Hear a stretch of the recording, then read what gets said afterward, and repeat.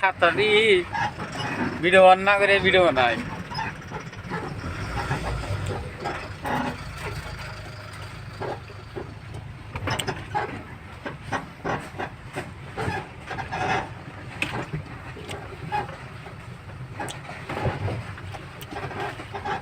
কাতারি কাম কর, কাতা মাঝখানে ফেলা দে।